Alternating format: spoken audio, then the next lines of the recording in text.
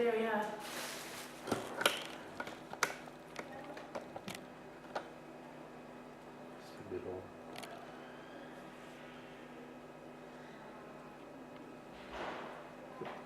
Yeah, we're okay? Yep.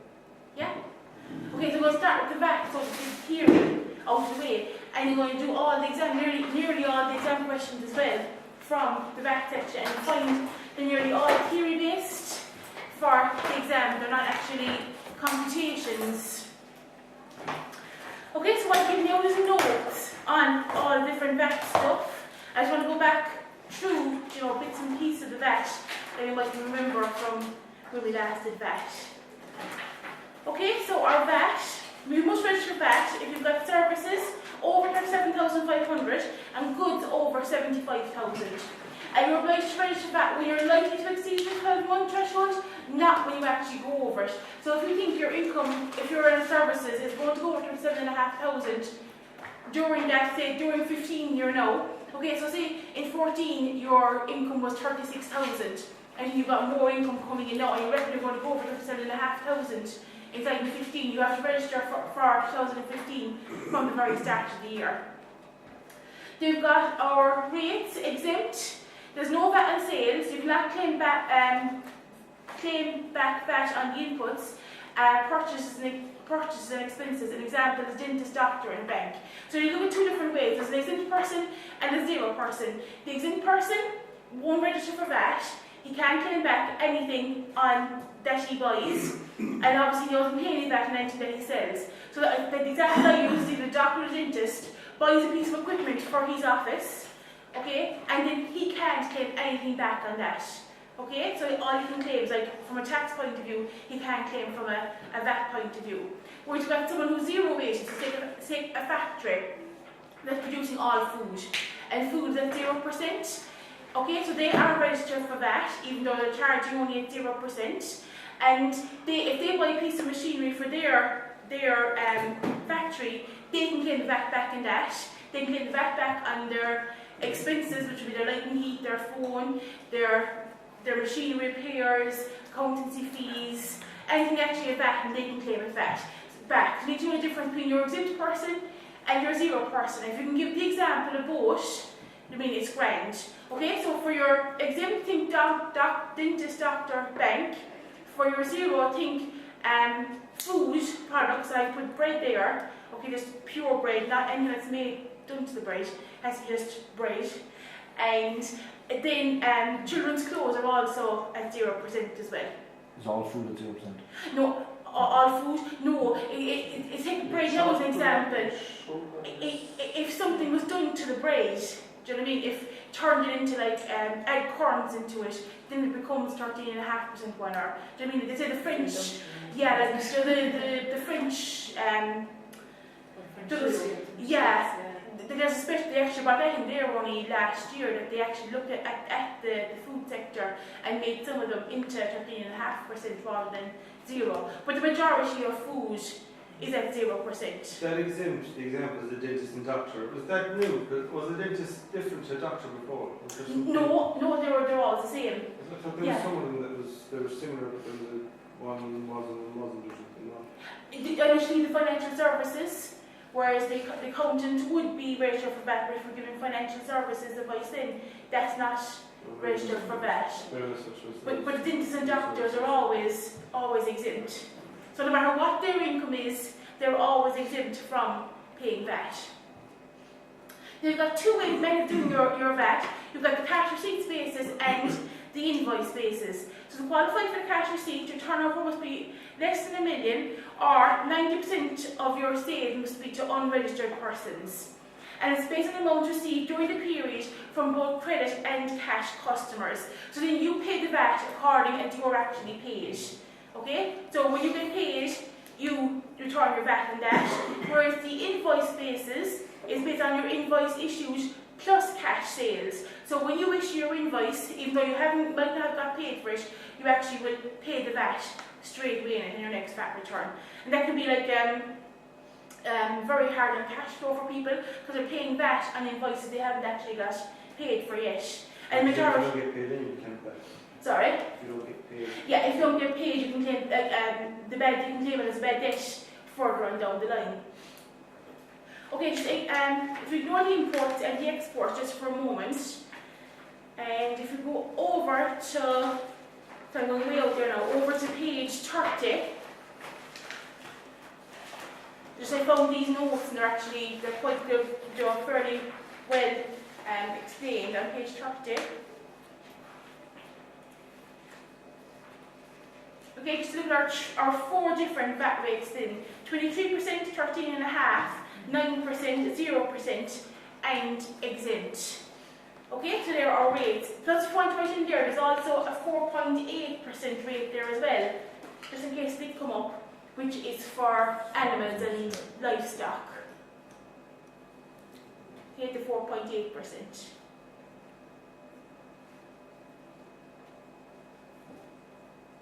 That's our goods as far as this, isn't it? Yeah, so like if you were selling cattle or sheep or pigs or anything like that, they're all the 4.8. And you hear a rate as well of 5.2, and 5.2 is for unregistered farmers. So if you're a farmer who wasn't registered for VAT, they get this 5.2% back on their cattle and on their milk every time they sell or every time they give milk into the co-op. But they're not actually registered for VAT, it's only like the extra amount of money they get in the farmer side of it. Okay, so we've looked at our exempt and our 0%. Our 9% was introduced in 2011 and it's effective until December 13. That's actually gone now. It's actually effective, to stay there now. Okay, so you can actually cross out effective until December 13. It's here to stay at the moment anyway. And it's really for the tourist industry to encourage tourism in Ireland and for restaurants, cinemas, hotels, all that. Sorry? Maps. Yeah, and newspapers, they're 9% as well. Yeah. So it's all, I don't know why newspapers are the 9%, but all the other stuff like is tourist based, really. 13.5% then is your lower rate. You're looking at all the construction industry, ESB, heating oil, motor car hire. They're all under the 13.5%.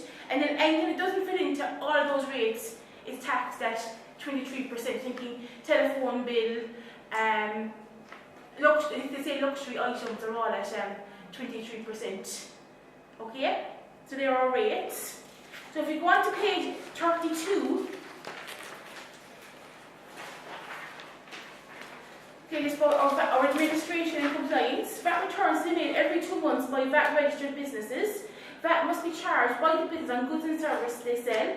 VAT can be reclaimed, however, on purchases made by the business that include VAT.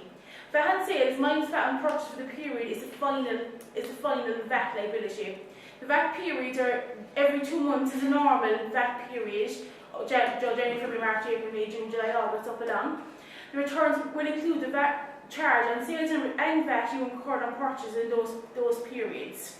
Okay, but you have the possibility, if you want, the revenue will decide that you can actually reduce the amount of returns you actually have to make. So the VAT return must be made on the 19th of the month, 19th of the following month. So your January, February VAT must be returned by the 19th of March. And if you're actually doing it online now, we actually do it by the 23rd. And the majority of people are doing them online now, so we have it done by the 23rd. If a business has a liability of less than €3,000 in 12 months, then they are permitted to make a return every 6 months rather than bi-monthly. And as the revenue tells you, you're actually allowed to do that. You don't just decide yourself to do it. And if business has a liability of 3,000 to 14,000 in 12 months, then they are permitted to make returns every 4 months. And I've seen questions coming up with the asking the amounts. Do you know what I mean? If you make less than 3,000, every a 6 monthly one, and then if you're between 3 and 14, you're entitled to do the 4 monthly one. Is that a VAT liability or income of the? VAT liability. VAT liability. Yeah. And it's the revenue rights unit tells you, you know, they've done them there lately. From January 15, you're allowed to do a 4 monthly return. But if you want to keep doing a 2 monthly return, I think you must have by next Friday. You must have written back to them, tell them I want to keep on 2 months and just pay it away. And most people prefer to do it every 2 months because, do you know what I mean, cash flow, they spend the money, they actually own their VAT, whereas if they pay it every 2 months, it's gone out their account and they can't actually spend it. Businesses must file a statistical form, return of trading details each year, detailing sales, purchases of inventory, purchase of other deductible items, and purchase from the EU countries. And that's important now because they've made it before people used not to actually put it in all the time. Okay, but it's compulsory now, and if you've got a VAT refund and you haven't filled in this return of trading details form, they won't give you back the VAT refund until you do the return of trading details form. And if you've ever been on Ross, they actually come up and you say you haven't been doing it for 3 or 4 years, they come back looking for the 3 or 4 years ones. Okay, so they had a need brief out that last year where it is compulsory now, it's part of the VAT. Failure to make a return. If no VAT return is made, the revenue can issue an estimate and demand payment. Once a return is made, the estimate is dropped. Okay, and they often do that. They're getting very quick in doing another, so they out fairly fast. On top of page 33 is about your valid VAT invoice. So to claim VAT on a purchase of the invoice, it must have a valid VAT invoice. So the name and address of the issuer's VAT number, the date of issue, the date of supply of the goods and services, the description of the goods and services, the amount, the VAT rate, the name and address of the customer, and invoices can be issued electronically subject to conditions. Okay, so your valid VAT invoice, and that comes up on questions as well, what must be included on your valid VAT invoice. Okay, that's our VAT registration, okay, which we just looked at. So if it's over 75, if you've got goods, and over 37,500 if you've got services.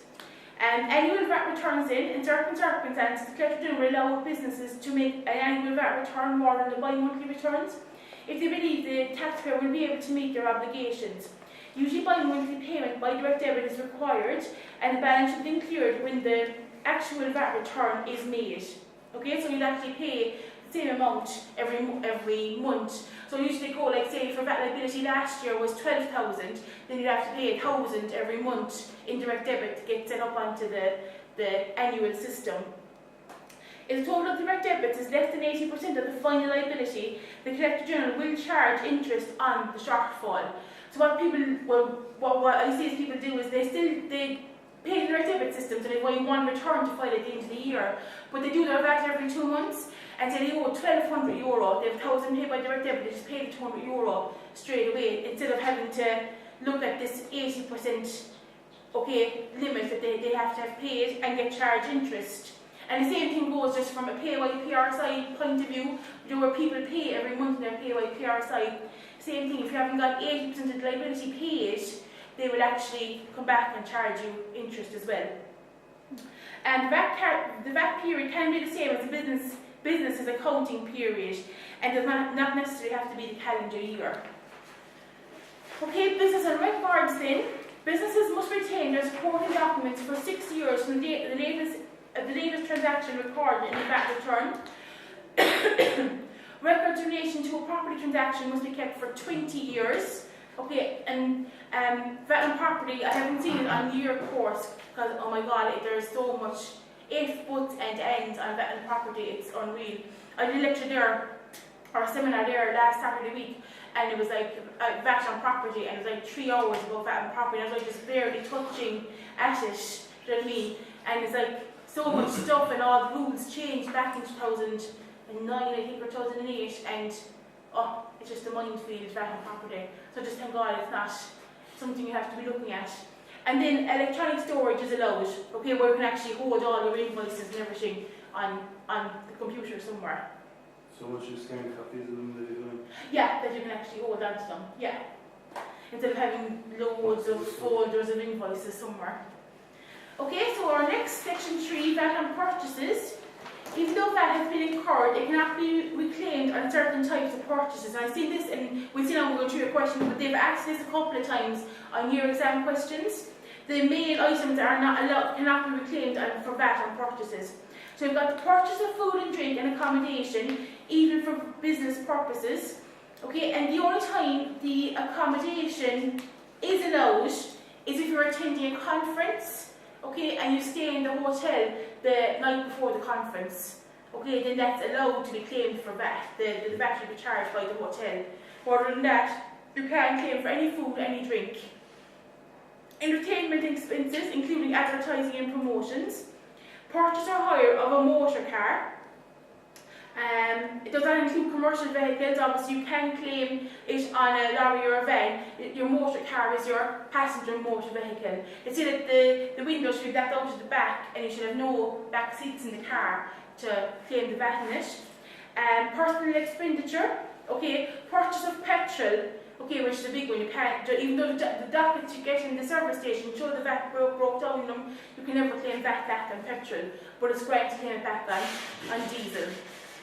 The time somebody claims VAT on petrol is if it's a stock in trade, like if it's a service station selling petrol, then they claim the VAT back on their purchase of petrol and pay the VAT on the sale of their petrol. Personal expenditure, okay, is not for business purposes. If there's no invoice indicating the VAT, indicating the VAT amount, then the VAT cannot be reclaimed. So you cannot claim on a delivery docket, on a quotation, on an estimate, on a statement, on a checkbook stub.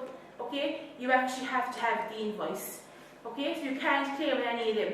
So when you're doing the add-backs question, with the entertainment expenses, you're not allowed unless it's like for everyone. Yeah. Or something. What would you do with the VAT on that then? Would you put back the net of VAT or?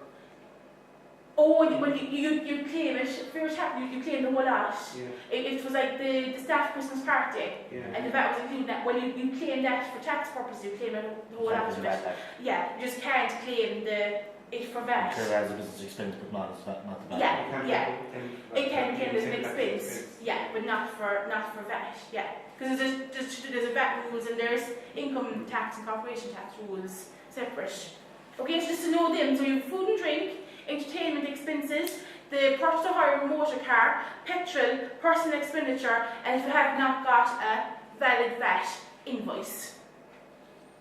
Okay, then VAT purchases can be reclaimed by the business regardless of whether the purchase is for resale or not. So if a company buys a computer and pays VAT, they do not intend to resell the computer as it's for business purposes, they can reclaim the VAT. Then a self-supply. If you purchase something for use in the business and reclaim VAT in it, but then subsequently transfer the item into a non-business use, which is bring it home, you must repay the entire amount of VAT you reclaimed, no matter how long the item was in use in the business. Okay, so if you bought 3 computers for your office, and you decided, oh, I only need 2, and a year after you actually bought them, you bring the 3rd computer home, and it's used at home only, and you actually have to return the VAT on that, unless you have a home office. The full amount of the original amount paid. The full amount, yeah, paid, Okay, yeah. so you have a home office. Have a home office, yeah. Gifts then, if you purchase items and reclaim the VAT in them, but subsequently give them away as gifts, as long as the value of the gift is less than 20 euro, they don't have to repay the VAT. If the gift is more than 20 euro, you must then repay the VAT.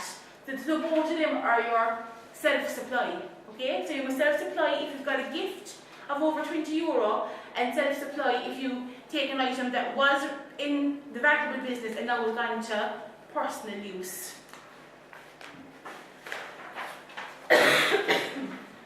Okay, are VAT inclusive and VAT exclusive? I'd say we should all be okay with that, are we?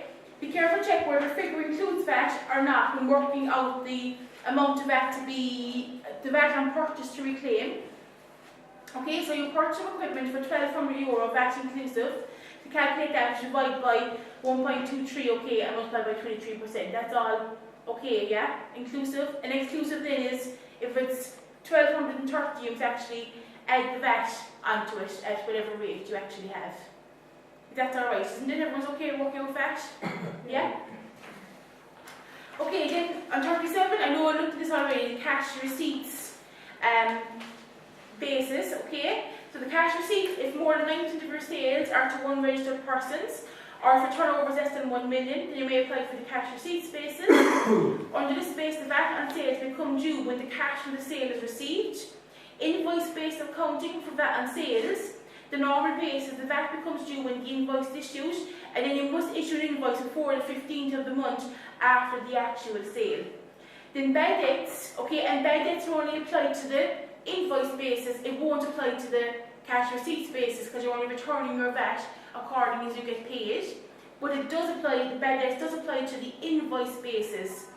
If you pay VAT on the sales but then never actually receive payment because the customer goes bust, you may reserve the VAT, you may reverse the VAT on sales and recover the VAT you paid. So say you issued an invoice in January, February for Murphy Limited, okay?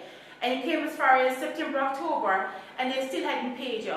Okay, so you can actually reverse that and actually make a credit note out of it and put that credit note into your sales side of it, okay, and get rid of the VAT out of it like that. Okay, then if they actually come back and actually pay you or pay a portion of it, then you return the VAT on it again. And the debt must be actually written off, which is the bad debt provision, okay, doesn't qualify. It must actually be a total bad debt write-off.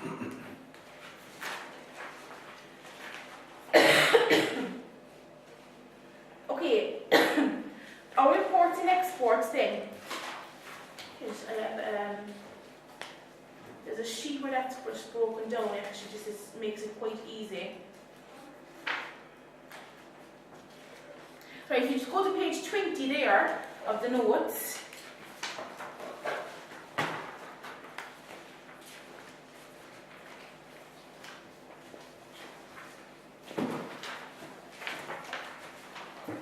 Okay, and just gives you your imports, your exports, your cross-border transaction. So if you export of goods to EU countries, zero wages if the Irish supplier obtains and quotes the customer's VAT registration number. Okay, so you've got the Irish supplier exporting good to another EU country, then zero wages, but you must obtain the VAT registration number of the person. Export of goods to non-EU countries is zero rated again. Imports into Ireland from non-EU countries, VAT applied at the point of entry into the EU at appropriate rate. So what happens is it comes into Ireland at the customs, and then the customs puts either the 13.5% or 9% or 23% VAT on it at the customs office, and then you can actually claim the VAT back on that. Imports into Ireland from EU countries, zero rated if the Irish customer provides Irish VAT registration number to the EU supplier. The Irish customer must self-account for the VAT, and net effect of the transaction is nil. So self-account for it, you include it on your VAT and your sales, okay, and you include it on the VAT and your purchases. That's how you self-account. So you work out your VAT and your sales as normal, then you add on the VAT from this EU import. You'd work out the VAT and your purchase as normal, and you put in the VAT on the EU import then. So you're self-accounting for the VAT. So it's going near the side, so it's got a nil effect. Yeah, it's hence What's the point in doing that? What's It's just to show it's the it's to show it for the EU transaction, so that in the VAT form, I actually have a VAT form with me, but it's an E1 and E2 where you fill in the what you bought and what you sold to the EU. It's only to keep a track of the EU transactions to see how much is importing and exporting out of the country. Okay, well, I think that's a good, it's broken down into 4 easy lines there, like in this, your exports to the EU, zero rated, but you must get the VAT registration number. Non-EU, zero rated. Imports into Ireland from non-EU, think of the customs office putting the VAT on it. And then more imports into Ireland from EU countries, zero rated. Provides the Irish VAT registration number, and then you self-account for it. Okay, and just that gives up the self-supply and a self-account. Self-supply is if you take an item from the business and take it over for yourself, or the gift, okay, where self-accounting is putting it in on your sales and putting it in your purchases side. Okay? Yeah?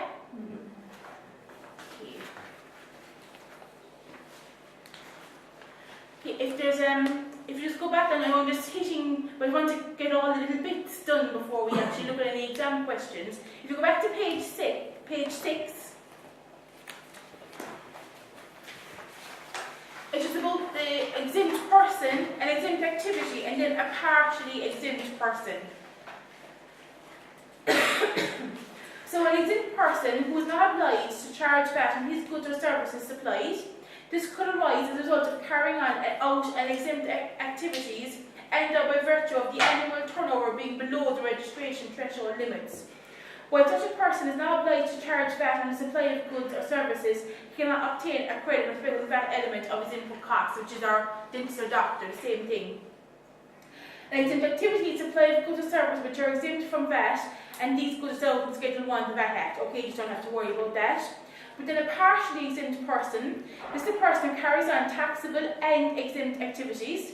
Where there is a mixture of taxable and exempt activities, the portion of tax deductible by a taxable person shall be calculated on the basis of which the result in a proportion of tax deductible which correctly reflects the extent to which the dual use input are used for the purpose of the person's taxable activities.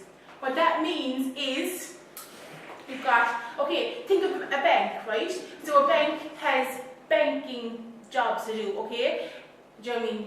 Banking services, they're exempt from VAT, okay? But then it's got a leasing side of it too, where it's leasing out stuff and it's charging VAT on that, okay? So say upstairs and downstairs, so you've got the banking services downstairs, all that equipment all that stuff they've got there is exempt from VAT, so they can't claim any VAT back on all that equipment on their phone bills, ESP bills, nothings for downstairs. But upstairs is the leasing services are upstairs, okay, and they're charging VAT on that, so they can claim the VAT for buying their computers, for their phone, their ESPs, all the expenses they have in that. So you must actually separate them out. So all the new stuff goes upstairs? Yeah. It's for the leasing part of it. It's like two separate companies. Two separate, yeah. Yeah. You treat it as two separate companies, you go to one company, one business. Yeah, it's just two separate. And you could have the accountancy practice as well that does just accounts, and it does financial services too. So financial services are exempt from VAT, whereas the accountancy side is VATable. So the same thing there. They can claim all the VAT back on their accounting side, but they can't claim the VAT back on their financial services side. So that's why this might not be exempt, you might be partially exempt person too. Okay? Okay, if you look on page 7 there, if you want to highlight the top of it there, the factors taken into account in deciding whether to register for VAT are: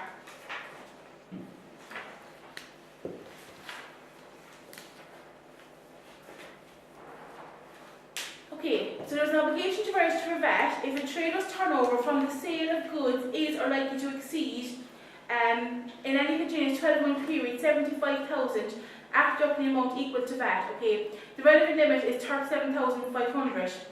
Where there is no obligation on a person to register VAT, you should consider as follows: the percentage of the customers or potential customers who are registered or likely to be registered for VAT. The quantum of the VAT element is the input cost. The additional work involved when a person is registered for VAT, namely the preparation and submission of VAT returns and the payment of VAT by the relevant due dates. The possibility of a VAT audit and the danger of penalty interest exposure if the VAT returns are not correct and or VAT due for a period is not paid on time. Okay, so when you go over 75 and 37.5, you have to register for VAT. But you can actually register for VAT before you actually reach them. Okay, so when you set up in business, you can actually decide to register for VAT straight away. Okay, but you must take into account in all the additional stuff. Like you can see people would register for VAT, so they can claim back all their stuff. Then you have to pay the VAT and everything you're actually getting in. So like a farmer now would be someone that he would decide whether he wants to register for VAT or doesn't want to register for VAT. A lot of farmers wouldn't register for VAT. But say you've got say an engineer guy, or you have a delivery van person, right? And they have a farm, they've got a delivery van, he's an engineer and he's got a farm, or you've got a fellow fixing machines and he's got a farm. Okay? Once you register the business of the delivery van, or the engineer, or the machine repair guy, once he registers for VAT, all his income, even the income from the farm, is taken into account. Okay, because it's all his income. It's not just the person's registered, it's not a business. Yeah, all the businesses. Like people thought that once you register, if you register just the delivery van side of it, the farm, you have to ignore for VAT, but no, they're all taken into account for VAT. So he can actually claim the VAT back on all the farm stuff then as well, but you have to pay the VAT on anything he actually makes on the farm. I've got I know guy there, he's got like a building business which he charges VAT and stuff. Mm-hmm. And then he does architectural services and all that planning stuff, it's another business, he's not registered for that because he doesn't cover, doesn't charge VAT on that service. Oh, all right. So when he's doing his return, he needs to account for all that, All that. do that. I use a piece of paper and then put on the. I don't know what I'm asking. He should by right. Yeah. Unless you set up as two different like. They're different companies. If they're companies, they're grand. If they're a limited company, you're fine because that's separate. But if you're a sole trader, Sole trader, it's Yeah. the person that's registered, it's not If he company, has- Yeah. it's the person itself. yeah, that's it. If he has the building company as a company and the architectural services, he's just doing it as a sole trader. He's grand then as well. Okay. Yeah. It's only if it's a sole trader said sole trader becomes liable on everything. Whereas a company, if you're a company and you're a sole trader business, you're Company's grand. separate The entity. company is a separate legal So entity. you don't do his income from that? No, that's it. Yeah. Okay, so that's the fact. Those limits have gone up now, aren't they? 75 and 37.5. Did they go up again in the budget?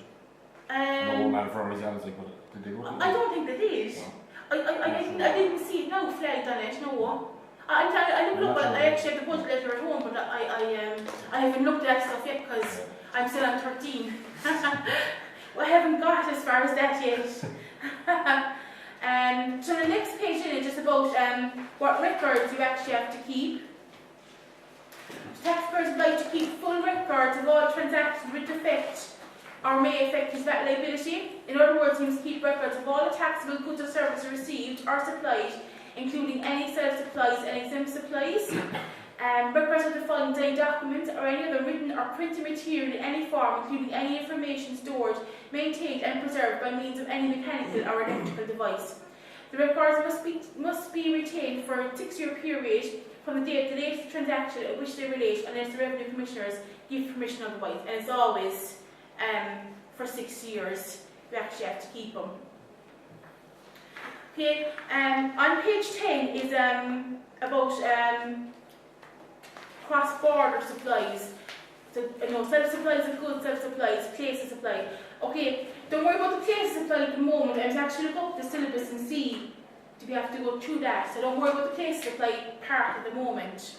If you look at the next part there on page 10, the package rule and the 2/3 rule.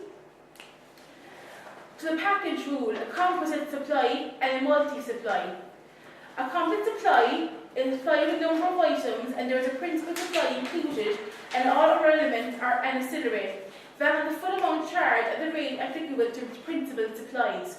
So the package rule, you composite supply first. Think of a mobile phone, okay? So your mobile phone and you get the instruction booklet with it. So normally books are 0 and the mobile phone be 23%. Because it's sold to the package, it's all going to be charged at 23%. Where does it work? Like, I mean, we pay 23% VAT for all our parts, but we have to charge 13.5 because of the labour. Because the labour side of We it. charge 13.5 and everything. And everything. Goes out, like, we Yeah. can't charge 23 on the So parts. that's saving then. You're Yeah. saving Yeah. because you're claiming back more VAT than you're, yeah. I don't know how they haven't, do you know what I mean, made it, because the 2/3 rule here applies to, plumbers and electricians and that if they do a job, okay, say a guy does a job for €1,200 and €800 of it is actually supplying the materials and 400 is labour, so that would be what's 800, 3/4, isn't it? Yeah. 800 divided by 1,200 is actually 66%. I didn't mean to be that close. So it's 2/3. Okay, so when it's 2/3, he has to charge 23% that rate, even though the labour should be 13.5 and the part should be 23. But if it's under 2/3, you charge 13.5% rate. No matter what way yours, like, we always charge 13.5. Yeah, and I'd say I do garage work and it's always the 13.5. 500 labour and 2,000 parts, and it'll still be 13.5. It's all 13.5. Yeah. It's surprising the revenue haven't brought in something like the 2/3 rule to cover that. As well, like, they don't cover it as well. No, they don't. They just charge 13.5%. Yeah, I've seen a couple that charge. They break it down and they charge for the parts they've used and for the labour separately. But I think maybe 1 out of maybe 20 do that. Like all garages, any. Yeah, every garage. Yeah, they all charge 13.5%. Yeah. Yeah.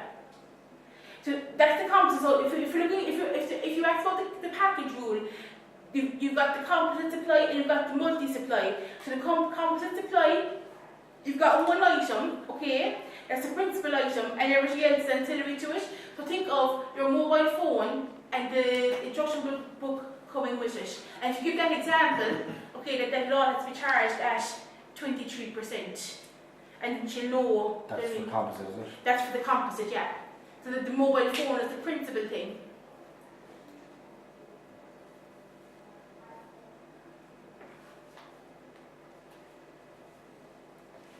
So the mobile phone and the instruction booklet. And it's all charged. It's all charged at 23%.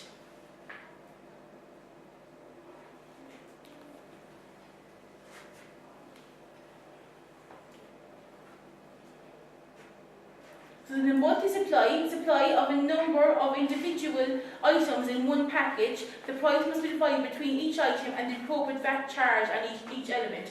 So just cross out, say that CMA 2010, just cross out that's for competitions, not for year one.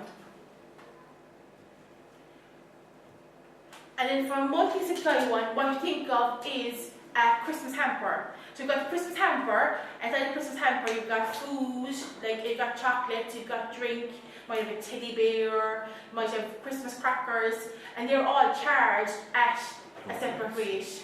Okay, think of the Christmas hamper for that. Or you can think of, if you go for a meal, okay, so if you go for a meal, you're charged for the food at one rate, and you're charged for drinks at a separate rate. That's a multi-supply as well. So if you ever get your little McDonald's receipts in the bottom, the VAT rate's broken down into different percentages. So that's an example of your multi-supply. Just actually on the room there, we charge batteries and tyres at 23%. Yeah. What's the reason for that? I don't know. It's it's the batteries. The batteries and tyres are charged 23%. Yeah. They're the only parts you can And charge. everything else is 13.5. Yeah. And the cars. You only just do cars, is it? Yeah, well, those cars as well, they're 2,000 old, so yeah. cars is numerous. And that margin scheme is in. That margin scheme's in there. Doesn't matter. I'm not sure how it works exactly myself. If you buy a car, I think this is why you have. If you buy a car and the margin scheme, you don't pay the VAT back in it, and you sell it, you don't pay the VAT in that. But if you made €1,000 profit, you pay the VAT in €1,000. I think that's. Yeah, I'm not sure. I just started doing a garage there at the moment, and I have to actually go back and go back over the margin scheme because I didn't do the VAT in it for 3 years now because it's a little bit behind. And I have to go back over the rules of the game. I think that's what it is. You're paying the VAT on the margin, which is the profit. Yeah. So the way you put the over to the VEC, the ones you put a stamp in it, and so you're not entitled to a VAT income credit for this. Margin scheme applies. Yeah, that's for motor vehicles. But there's a margin scheme for that. There's a margin scheme there for travel agents as well. Yeah, if they're supplying a hotel and they're supplying flights and stuff, there's another margin scheme for that. And there's a margin scheme for shops. The way most shops now use a scanning system, we've got say old shopkeepers who who've never used a scanning system or never will use a scanning system. But there's a margin scheme that use their purchases to work out how much VAT they should have charged at each rate, and it's called the retailer's margin scheme. So you have a little formula to use. So there's margin schemes for different things there. Okay, and then our 2/3 rule, where the contract supply services and the goods supplied exceed 2/3 of the contract price, the full amount charged at the rate for the goods, usually the higher rate. If less than 2/3 related goods, the full price charged as a service is 13.5%.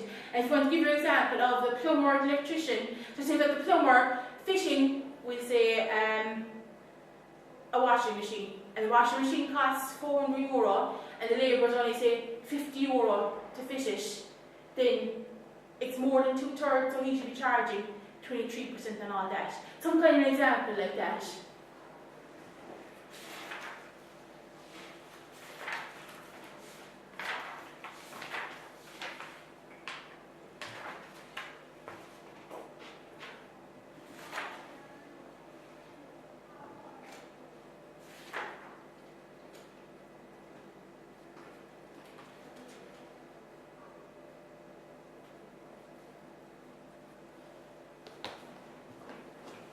And if you just want to go over to page 23, 22 and 23 there, they actually give the examples there. If you want to cross-reference it back, 21 and 23, or sorry, 22 and 23 give the examples there of the composite rule and the multi-supply rule. It gives the mobile phone, and it also gives the purchase of a lease of a computer.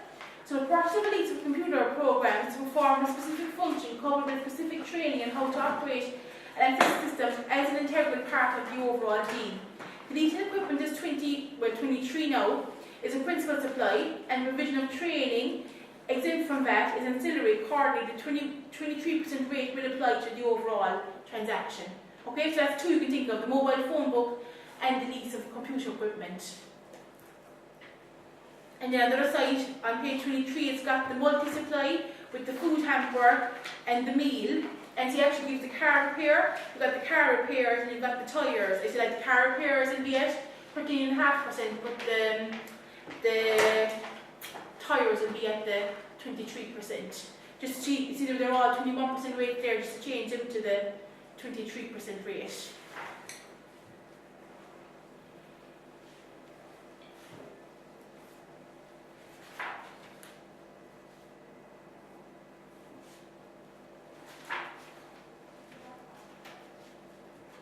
Do you know what the actual reason is for the tyres and batteries being charged at 23? I don't know. They're luxury, to be luxury items. As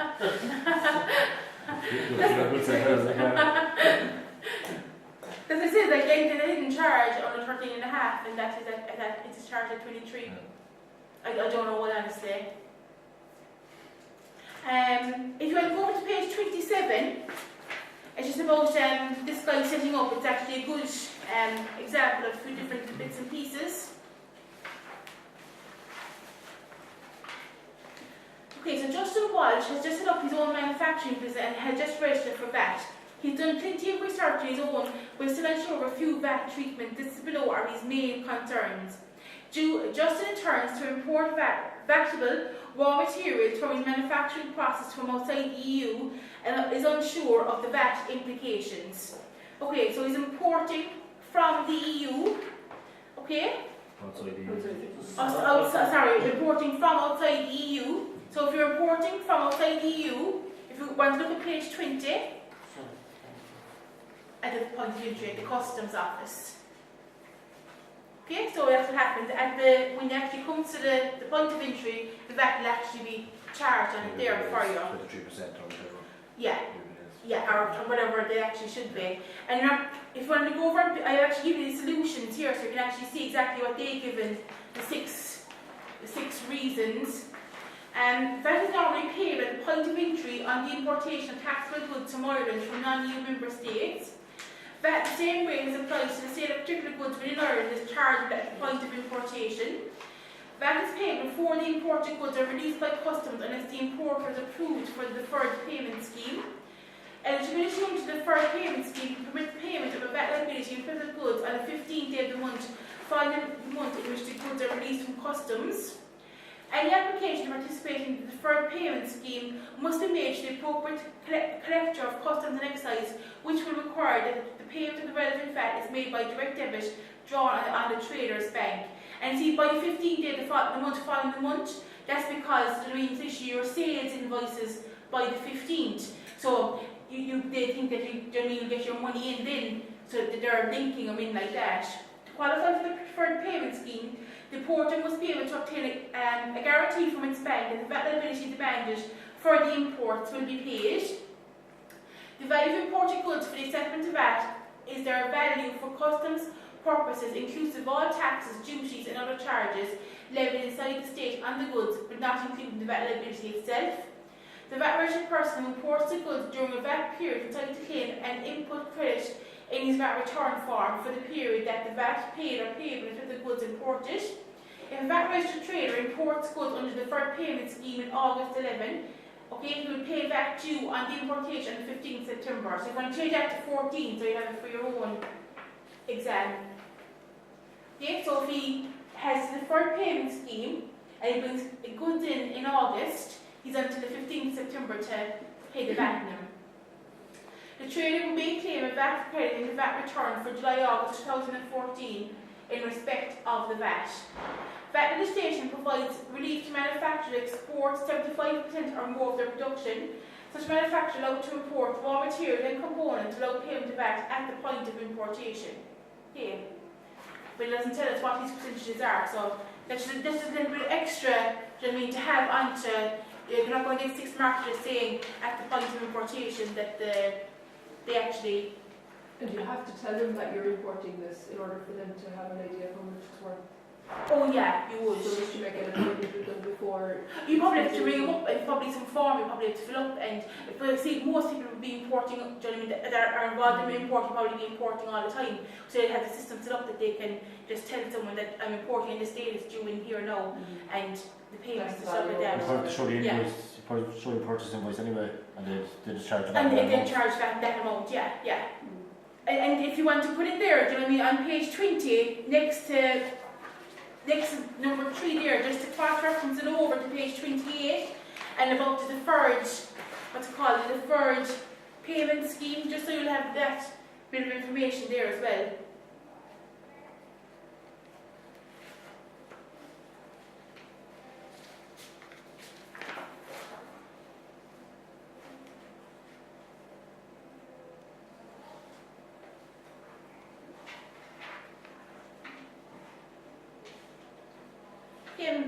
Back over to page 27 again, number 2. Just understand that even though he's VAT registered, he's not entitled to an input credit on all his purchases. He requires a list of items not available for input credit. So thinking petrol, no valid VAT invoice, food and drink, entertainment, personal passenger motor vehicle, that's 5, personal items, that's 6. Am I covered in all that? VAT on purchase of petrol on otherwise than a stock and trade, VAT on the provision of food, drink and accommodation, VAT on the non-business items, VAT on business entertainment, VAT on the purchase of a car. Okay, and it says there about, I mean, you are allowed since January 2009 to claim a portion of it, but people actually don't do that, just because if you claim a VAT on the portion of the car, when you sell the car, you have to pay a VAT on the portion of your car. The trader has not received a valid VAT invoice, and the VAT was incurred in a purchase of goods service that is used in the course of making an exempt supply. Okay? So just need to know those: petrol, entertainment, no valid VAT invoice, personal items, the passenger motor vehicle. Okay, and you'll be covered for that. Just considering offering a few of his products he normally sells separately in a hamper to cater for the Christmas market, he's unsure how to apply VAT to the hamper. So looking at the multi-supply there, okay? So this is considered a multi-supply as each item is capable of being sold separately in its own right? In this case, consideration should be apportioned between the various supplies involved, and each supply will be taxed at the appropriate rate of VAT. So that's alright, isn't it? Yeah? Just as considering the purchase of a new machine to be used in the manufacturing process. This machine is supplied by a German company and just is unsure of the VAT implications. Okay, so he has to supply the German company with his VAT number. Okay, they won't charge him any VAT, but you have to self-account for it when it actually comes in.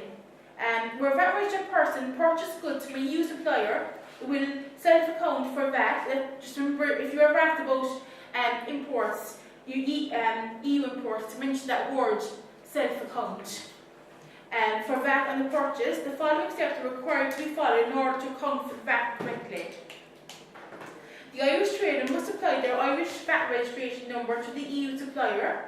Once this is done, the EU supplier will supply an invoice with no VAT charge in it. It will only show the net amount. The Irish trader will include the net amount on the invoice as a sale in their VAT return for the VAT period and increase the amount of VAT on sales. On the same VAT return, they will also include a deduction for the VAT on the purchase. The amount of the input credit is the amount of VAT they have charged themselves. This will have the effect of rendering the transaction VAT neutral, i.e. output VAT will be equal to input VAT in respect of the intra-community acquisition. Okay, that's our self-accounting for an EU import. Okay, and we're back over to our 2/3 multi-supply and our composite supply. Okay, so I know it's all theory based, but I'm just going to go through some of the questions here now, and the thing is, they're all theory as well. I will just cross-reference them back here to the notes, so you have the notes in them as well.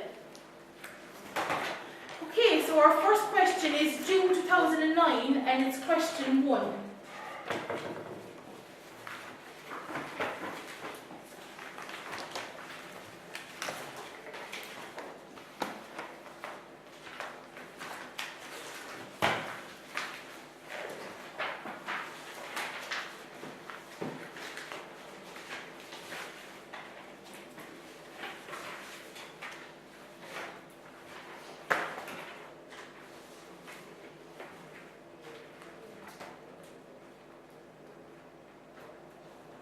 Okay, so see question 1 there? You are tax senior in accountancy practice, and you have a new client, Mr. Boyle, who would like to understand more about setting up in business.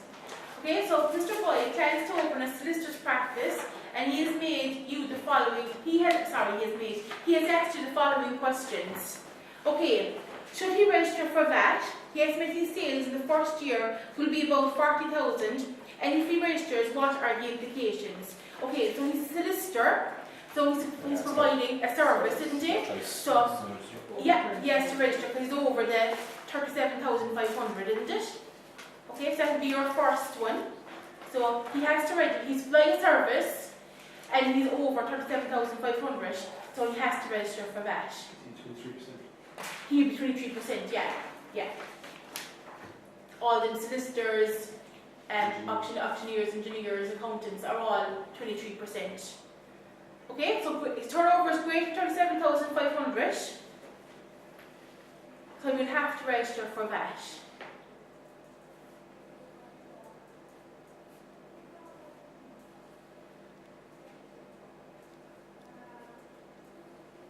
Okay, should I pick this up just so we have it, just in case people don't? Okay, so providing service. Okay. Turnover over 37,500. Must register for VAT. That's the one. It is. Okay, you can charge VAT at 23%.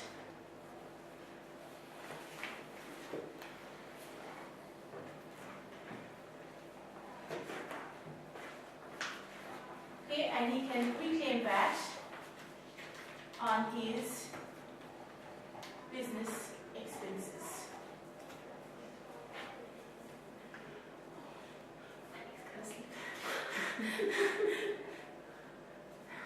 Sorry. Jeez. Okay, reclaim VAT on his business expenses.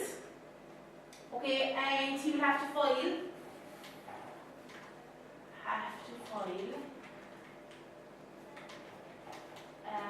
a VAT tree with the revenue each or bi-monthly. That's January, February 2014 to be submitted by the 19th of March or the 23rd of March using Moss.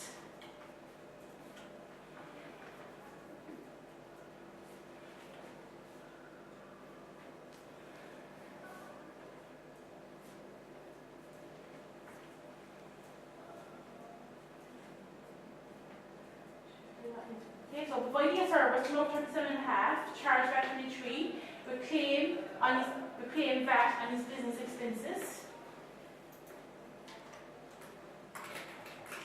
Okay, you have to file VAT 3 with revenue bi-monthly, January, February 2014, submitted by 19th of March or 23rd if using Ross. Did you still say the 19th of February, or did you say the 23rd? Sometimes when you set up new, as a new person, they still send out, paper returns, yeah.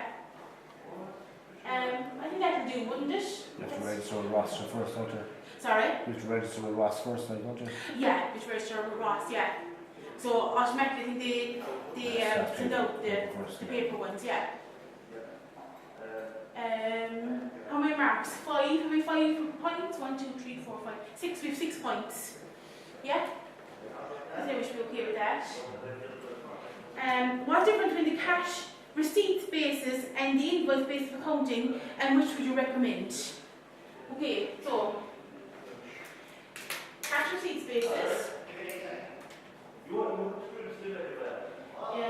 Pay VAT on sales based on income received.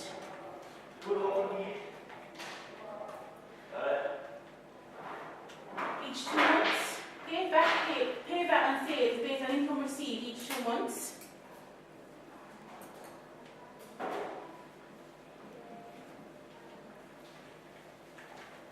Are you saying that then that you'd have to be under the million or 90% to it? Yeah, look there. What's the word?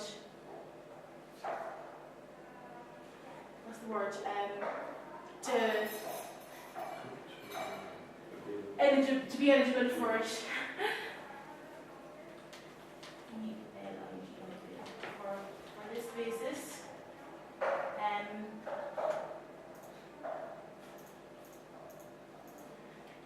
Turnover of less than $1 million.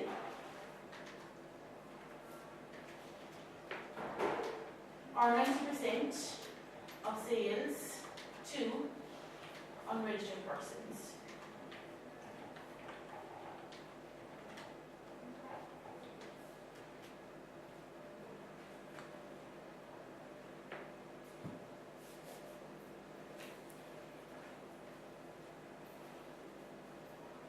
Your invoice basis then is based on invoices issued during the VAT period. And cash receipts. Sorry? Invoices and cash receipts. And cash receipts. Cash sales. Cash sales. Yeah.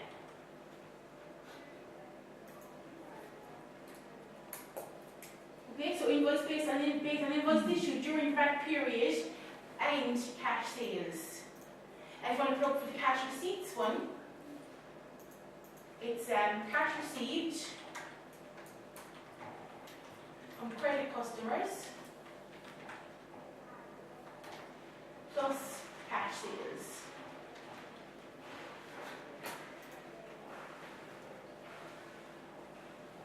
Today is the 3rd, isn't it? Yeah.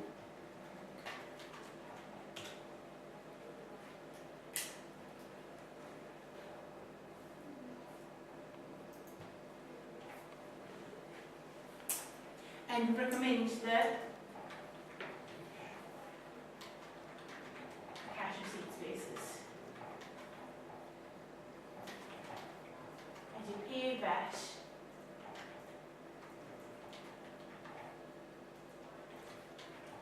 according to your page.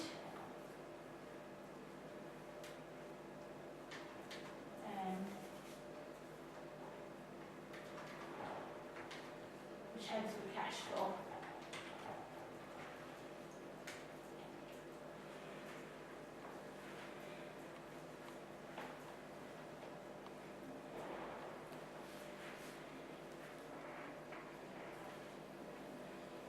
And so just the next line one there is the cash receipts and the invoice basis. The cash receipts basis does not apply to your invoices. When you get your invoice, you can actually say you get your purchase invoices. When you receive your purchase invoice, it's when you actually receive it, not when you actually pay it, that you can actually claim the VAT.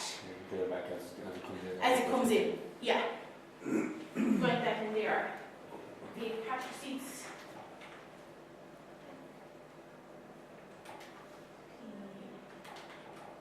Basis does not apply to purchase invoices. Claim the VAT back as they are paid, as they are received, not when paid. Okay, so cash receipts basis does not apply to purchase invoices. You claim the VAT back according as they are received, not when they're paid. Let's see what they put on their solution.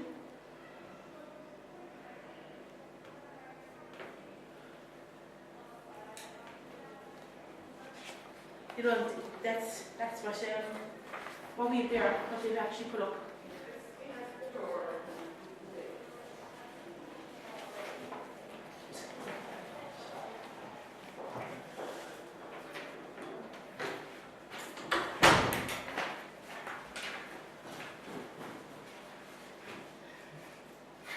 Okay, so our next one, he's planning to work from home. Does this have any adverse tax implications? So this is not about VAT, okay, but I say just do it anyway. This is actually taking into account capital gains tax. Okay, so part C here is not VAT. It's if he has a business at home and he sells his house, then you can only get principal private residence relief. Because he has a business in the house, a portion of it is liable to capital gains tax. Okay, so if you want that up there, this is part C. This is in relation to capital gains tax. Okay, I'll do capital gains tax after Christmas.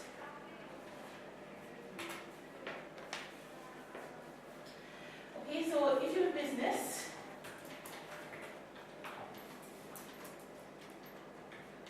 your principal private residence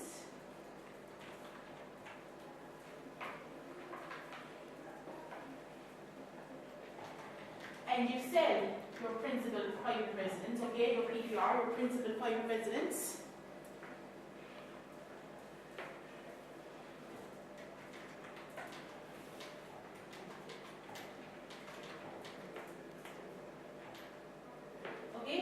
CGT, which is capital gains tax, that can be paid on a percentage of the sale.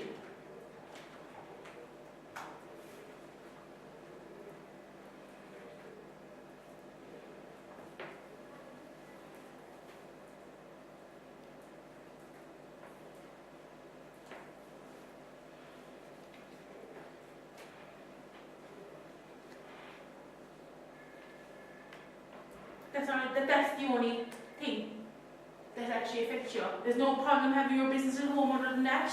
The things like, if for VAT wise, if you have your ESB bills, you're not going to be able to claim the ESB bill for the whole house. They can't get square footage.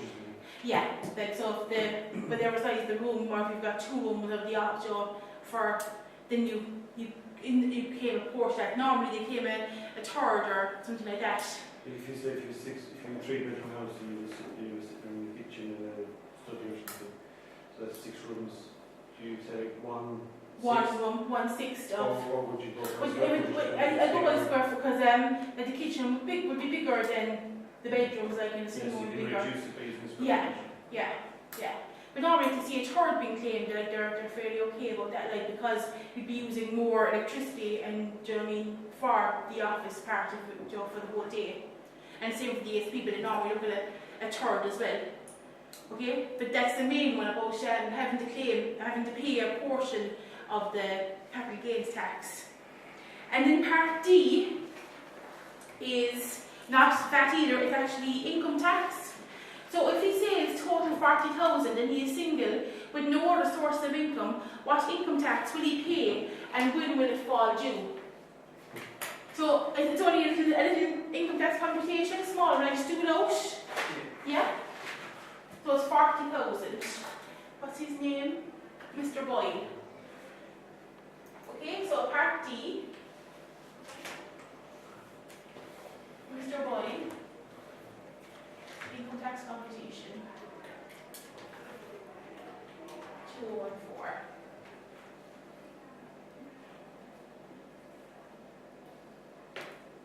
It doesn't tell, we're going to presume he's single. It doesn't tell it, does it look like Mr. Boyle? Yeah, he's single, yeah. They say he's single, yeah? Yeah, so he's single. Okay, so he's solicitor, so it'll be Schedule D, Case 2, and it's 40,000.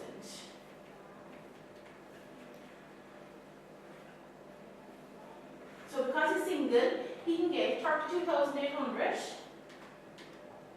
20%, and the balance will be at 41.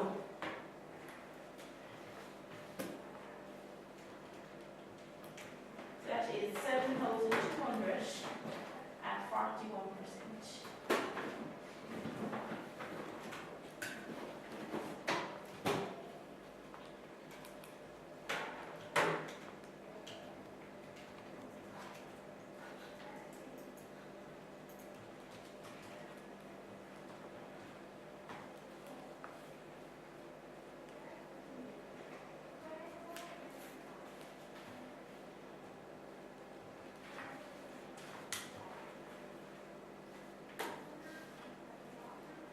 Okay, so that's at 42,800 at 20%, and the balance at 41% because he's single.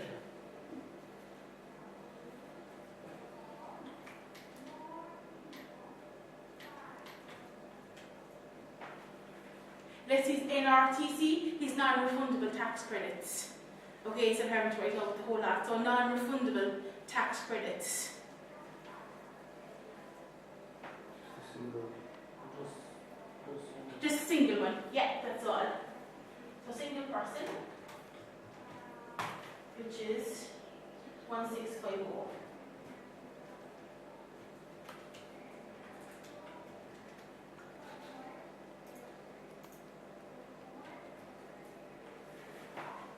So that's down to 7862. Okay, and just onto that then we'll have PRSI and USC.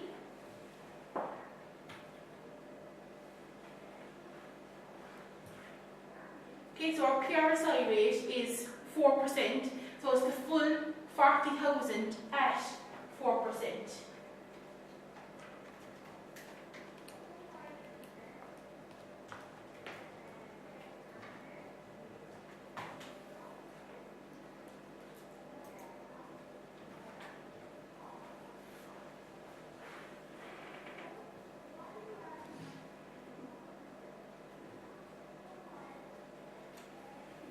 Okay, and then our USC, you've got 3 rates. So you've got 10,036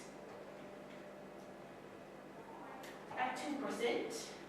The next 5980 at 4%, and the balance is at 7. So it'll be 40,000 minus 1036 minus 5980, which is 23,984 at 7%.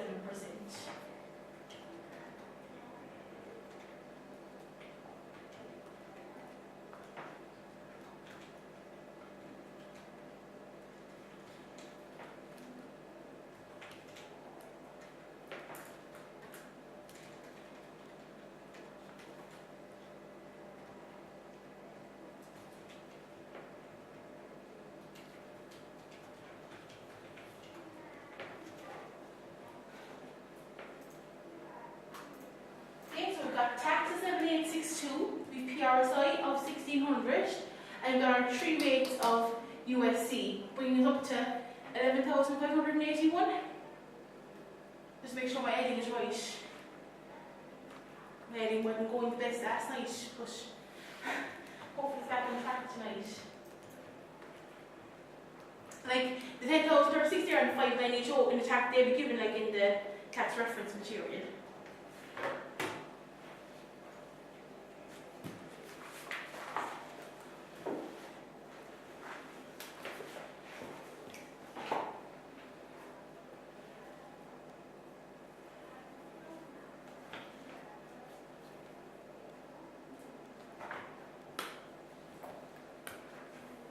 And just the second part of that is when will it fall due?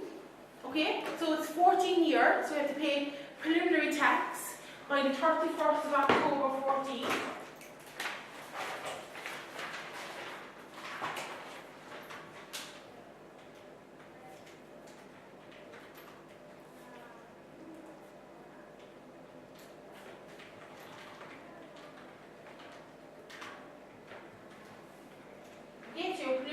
By the 31st of October 14 and pay your balance and file your return by the 31st of October 15.